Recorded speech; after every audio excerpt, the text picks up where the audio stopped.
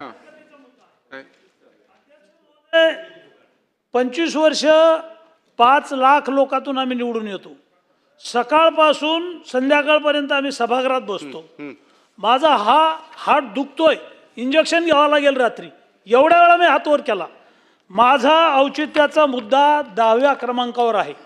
आणि अध्यक्ष महोदय, तुम्ही ज्या ज्या वेळाला न्याय देण्यासाठी या खुर्चीवर बसता त्या वेळाला जाणीवपूर्वक माझ्यावर अन्याय करता मी लॉबीत भेटलो, आपल्याला विनंती केली की काही राग असेल तर जरा दूर करा. चला पुढे त्या जाऊया. खुर्चीवर चला बसलो चला चला.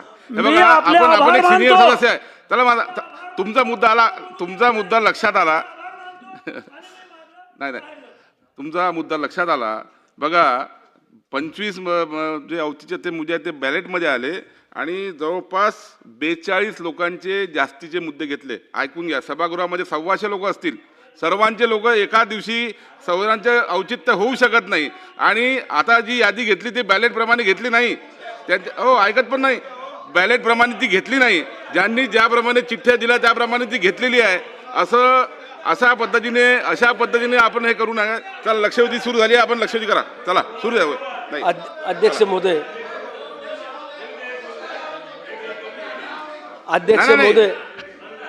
नाही बघा,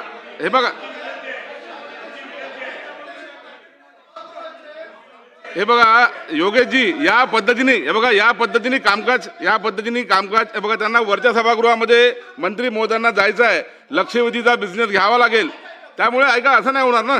सर्वांनी सारखे सदस्य आहेत या सभागृहामध्ये, सर्व सारखे आहेत, आपला सन्मान आहे. पण यादीप्रमाणे बॅलेटप्रमाणे घेतलेलं नाही. आलेल्या चिठ्ठ्याप्रमाणे यादी या ठिकाणी तयार झालेली आहे. त्याच्यामध्ये तुमचं नाव खाली असल्यामुळे ते उद्या येणार. चला या, लक्षवेधी सुरू करा. अध्यक्ष महोदय, मी अतिशय महत्त्वाच्या व हजारो शेतकरी कुटुंबाच्या हिताची संबंधित या लक्षवेधीच्या माध्यमातून सरकारचं लक्ष वेधू इच्छितो. अध्यक्ष महोदय, गुजरात राज्यातील खावडा येथील नवीकरणीय ऊर्जा प्रकल्पातून निर्माण होणारी वीज आपल्या महाराष्ट्रामध्ये येते. आणि ही